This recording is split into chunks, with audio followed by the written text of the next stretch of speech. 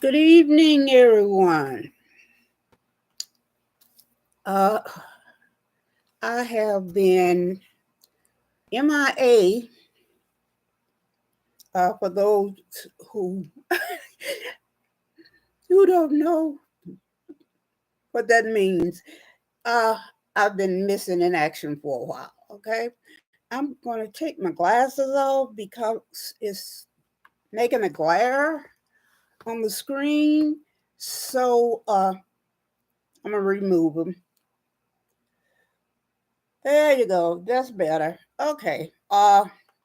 So, like I said, I've been missing in action. Uh, I see my daughter's baby boots and my baby hat, but I'm going to take that out.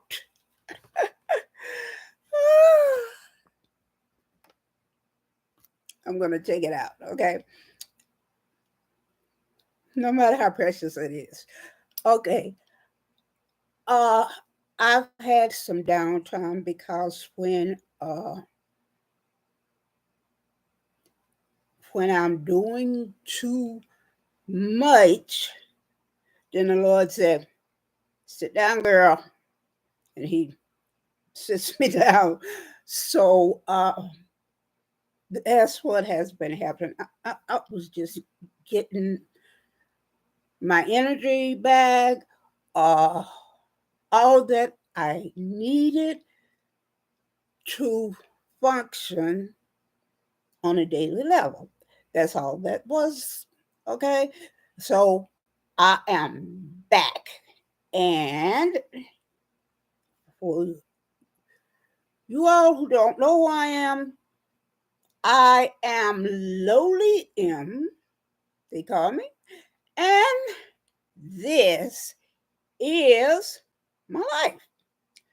So uh I'm continuing with the transparency. Okay. Uh and it's all I want to say before I get into the history. Uh for I had been an advocate of the Crown Act, which was in Congress waiting to be approved, but uh, everybody did not approve it. So, what you all, for the ones that don't know about the Crown Act and what it consists of, is okay, I'll explain it to you. For a while there, like in the 1800s or late 1800s or whatever, into the 1900s, there was a law in every state that said uh, that people of color could be fired because of the way they wore their hair at work. And because it was a law, you didn't have any chance. If that employer said, "Oh, I don't like your hair. You don't need to wear it here. Uh, I'm putting you on 5 days leave. Then you can come back when your hair is appropriate."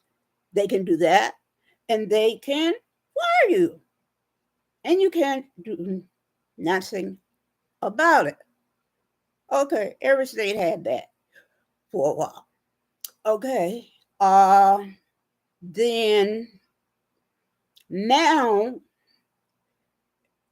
it was two more states that approved the Crown Act. But that's only about, maybe I would say, maybe 20 out of all the states, maybe more than that, maybe 25, 22, something like that. But all of the states did not approve it. So the ones that did not approve it, and please, you all, look up your state, because your child or yourself, and even if you're European, okay, yeah, I discovered that. You're not out of this. Okay? If you decided one day to, to go to your cellular and say to them, I'd like to have 2 braids. Okay? And you would go bopping into the work, and you one of the states that states they can fire your butt, or whatever they want to do if they don't like your hairstyle. So you could be fired that day.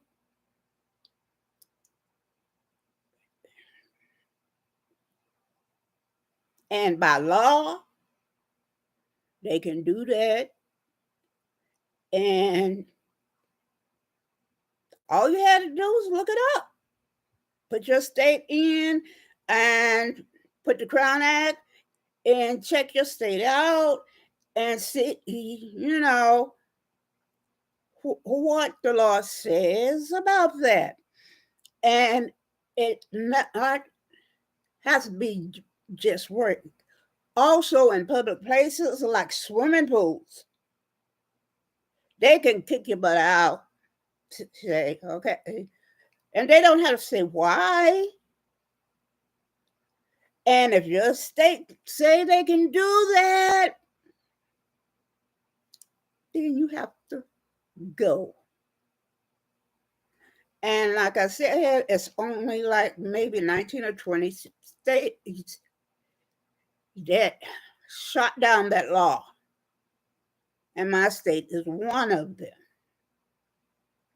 So if you want to have that freedom, then check it out. And one thing you can do, if you want to get those laws shut down, that law, write your congressman and say, please say yes to the Crown Act. And how many times you want to do it, and might take, I don't know, 5, 6 times or whatever. Him saying or her saying, okay, I will. But everybody have to do this to shoot down that law, because it does not. In 2023, over half the states have this, and that's not right.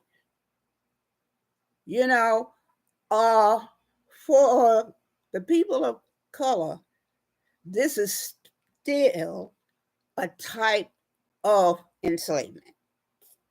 We don't have every freedom that the European people have.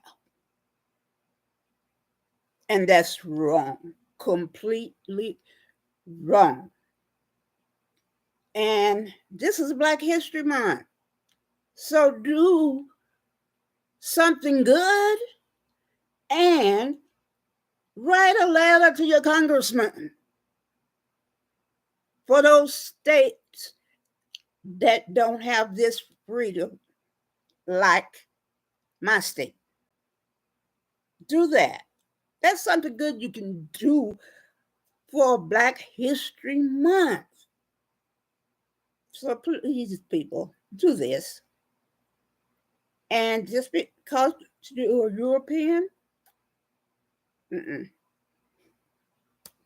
And a lot of people now like to wear the styles like we have forever, and you are in danger of maybe losing your job, getting your butt kicked out of the swimming pool, or something like that. And you might not know that your state has this law, and it is a law on the books in over half of the states. So, uh, I'll be talking about this again because this should not be a thing in 2023. And like it says, shame the devil to tell the truth, and that's what I'm doing. Now, I think that's all I wanted to say, except for I'm gonna. I have a book clear uh, on Black life. As a matter of fact, I have about 5 books on different things. But this time I'm going to let's see. This one is on medicine, different things. So I am going to choose a physician here and give you a history on how they became a doctor and everything like that. And I had an outline done and the points done, uh, but within the last month of whatever, they have disappeared. Probably tomorrow I'll find them when I don't need. Okay, so let's see here. I'm going to choose a doctor. Um, this one. I think it would be good. Let's see. Oh, yes. Okay. Doctors in Blue. Let me look over some of this phrase. Let's see. Freedom was a two-way street. Uh, okay. Doctors in Blue. Freedom was a two-way street, like the rest of the uh, people of color they gave before receiving. Okay. Uh, the people of color practitioners like, and you can look this up if you want to, the professionally schooled James McCune Smith, apprentice trained John S. Rock, that's another name, and Martin R. Delaney, and the self taught healers David Ruggles and William Wells Brown used their considerable talent in opposing slavery. Very good. Some served as agents, wow, on the Underground Railroad, over which thousands of people of color suffering from drapetomania, a disorder discovered by pro slavery Dr. Cartwright and defined by him as the disease causing uh, people to run away. Look took the glory road to freedom. On speakers' platforms in the press, patriotic physicians repeatedly attacked the pseudo scientific justifications for slavery based on the myth of the physical and mental inferiority of the slaves. In this and in other ways, they pushed toward freedom, and in 1860, the 6-year-old Republican Party came to power. Okay, I'm going to show you a picture of one of these. I hope. Okay, this is Major Martin L. Delaney. Handsome man. I'm going to, and this is a picture of him right here in this history book.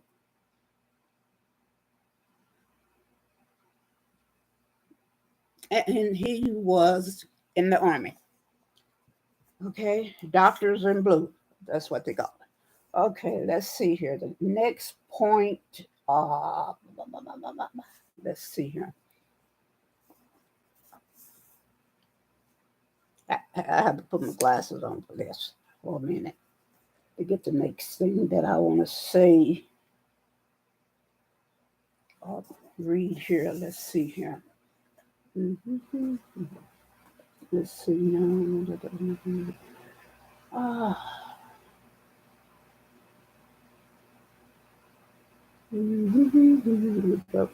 me say it in speech.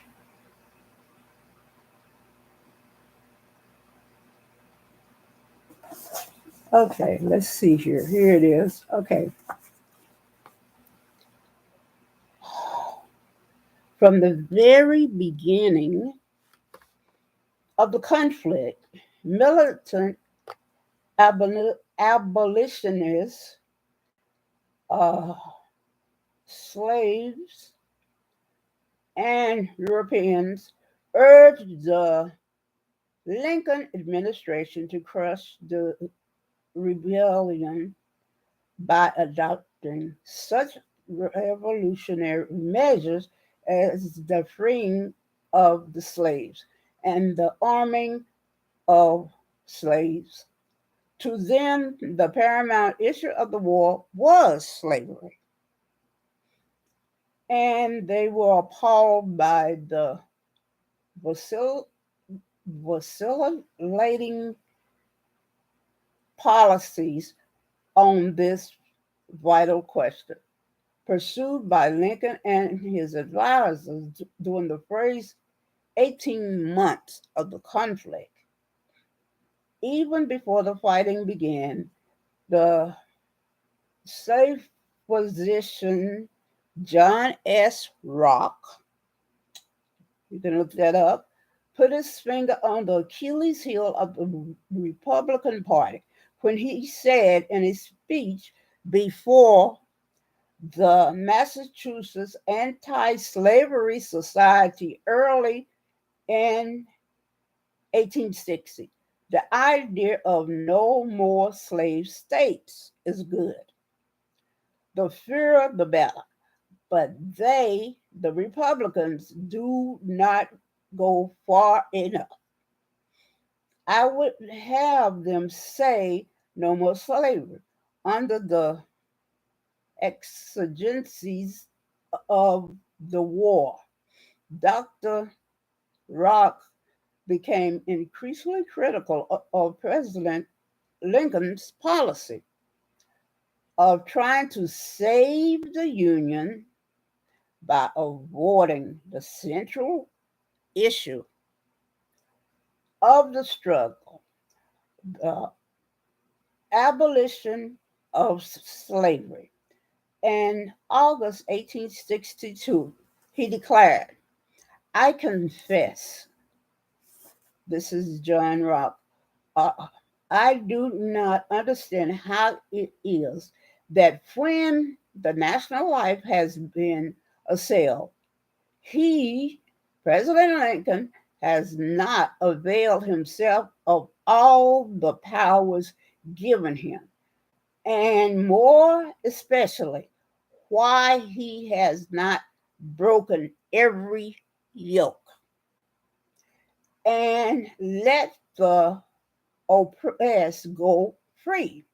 We all know that emancipation, if early proclaimed, would not only have saved many precious lives, but the nation itself.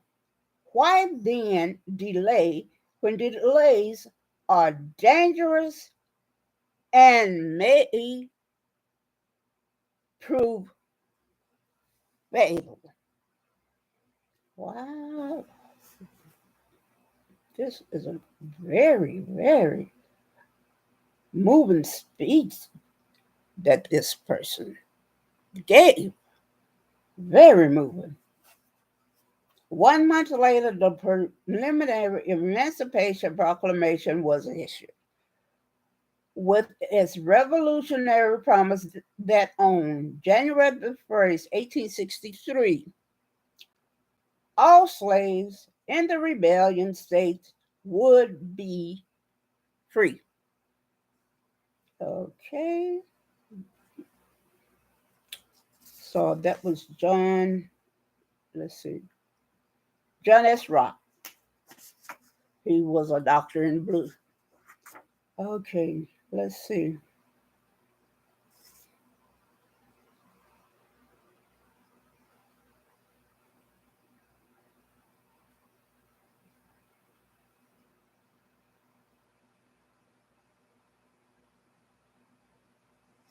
Okay, let's see here. Hope and expectation. Okay, this is another one. Dr. John V. DeGrassi was another outstanding slave physician who uh, who rendered meritoriously and faithful service to his country during the Civil War. As a young man, he was a brilliant student. All right now. Entering Bowdoin College in 1847 and completing his medical courses there 2 years later. Wow. And it took him 2 years. Very intelligent man. He went to Paris to continue his studies and became assistant to the great French surgeon uh, Vel, Velpew. After traveling widely in Western Europe, he returned to the United States where he took up the practice of medicine first in New York City, then in Boston. Here he became so celebrated a practitioner that he was elected a member of the Massachusetts Medical Society. Woo, woo, woo. Perhaps the first uh, person of color to belong to a medical body. Wow, very prestigious. During the Civil War, he served briefly as assistant surgeon with the 35th United States Colored Troops. In appreciation for his services, Governor John A. Andrew presented him with a gold hilted sword. Wow. On behalf of the Commonwealth of Massachusetts. Wow. Wow, wow, wow. The more uh, people of color physicians did not serve in the Union forces during the dark days of the Civil War was due to the reluctance of the War Department to commission them and to the relatively few trained uh, people of color available for service. Okay? However, the fact remains that those who were allowed to enlist did so. And together with more than 200,000 of their colored brothers, fought to preserve the Union and abolish slavery. Victory at Appomattox early in the 1865 and the adoption by the state of the 13th Amendment to the Constitution later in the year resulted in the achievement of both these objectives. All right, now I'm going to show you a picture of this very prestigious gentleman. Okay, let's see here. Okay, this is him, and he was a military doctor. And this is Degrassi, the one I was speaking of. So here is a picture. And if you like, you can look him up. Just put it in Google and you'll see this gentleman and his prestigious history. All right? So the thought that people of color isn't intelligent is shut down. Bang. Okay? Because a lot of people in history books and in history was intelligent and every way, and they was wow, it's hard to explain because this would should not have been put out there in the first place. All right, so shame the devil, tell the truth. All right, and this is one of the truths. And people that were in our history that was not taught to us when I was in high school. Nothing. So this was taken away from us, and things are still being taken away from us. When will it ever stop? I'm sure some of you out there, like me, is tired of this. And this young man that was killed by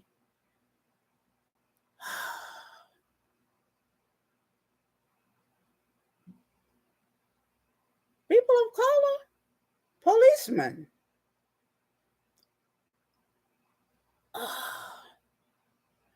I think that these policemen probably had Stockholm syndrome, which was put into them, put in there.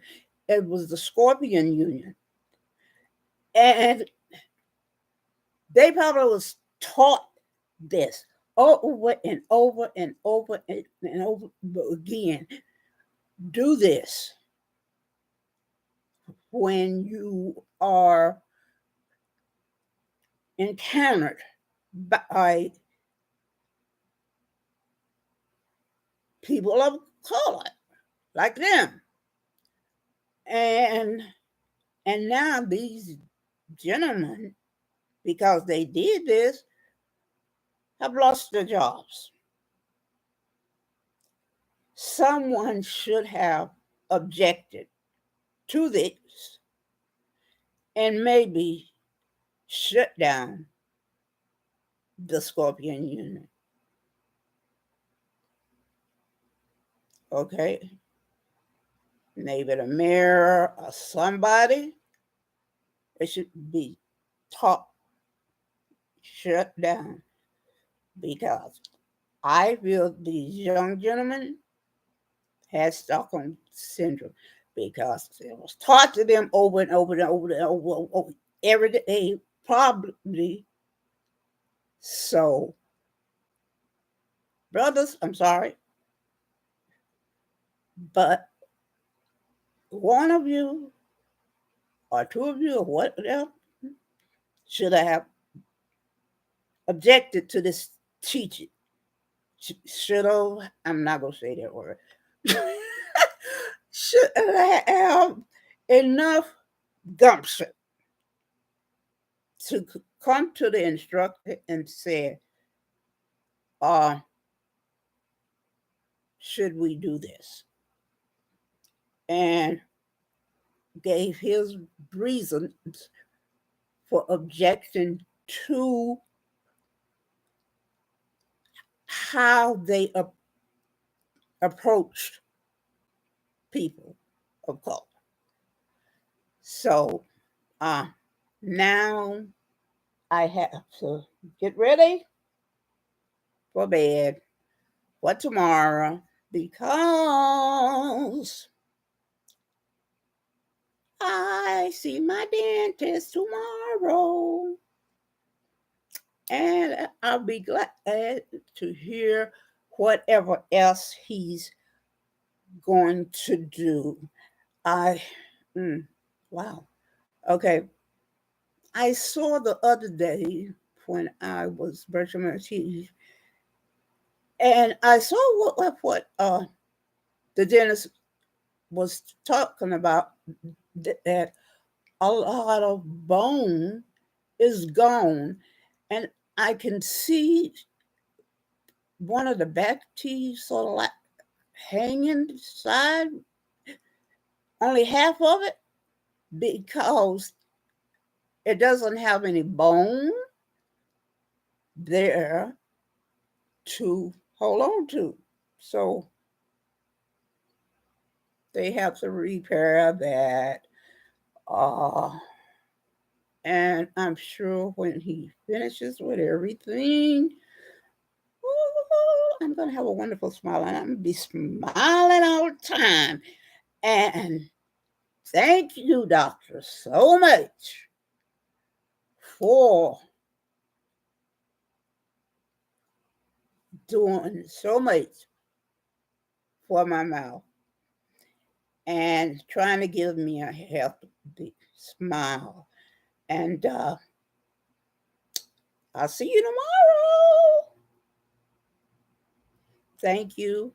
And people, the viewers, uh, I think sometime this month, when my daughter have time, uh, will be um, talking about generational wealth and how to get it if you don't have it already, or start it for your child, or start it maybe for your parents or whatever.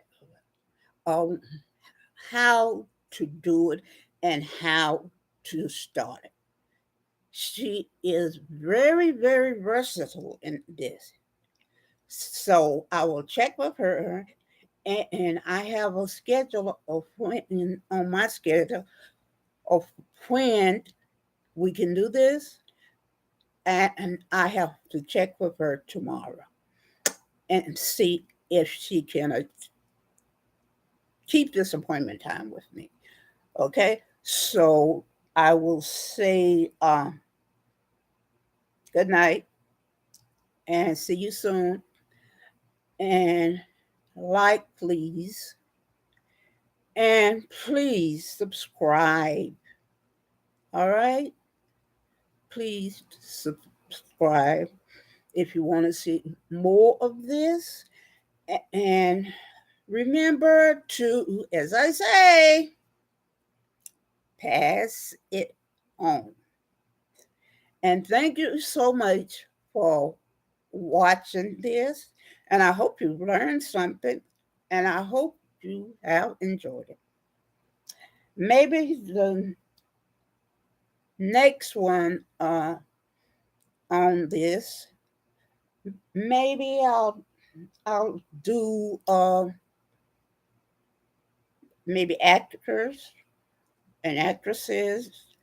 Uh, I don't know. I got 5 books on history books of our people. So I will look at them and decide on what I will do. And because I can show you pictures, I probably will use the book also, but still outline it and show you the pictures. And I think you will enjoy it more than before.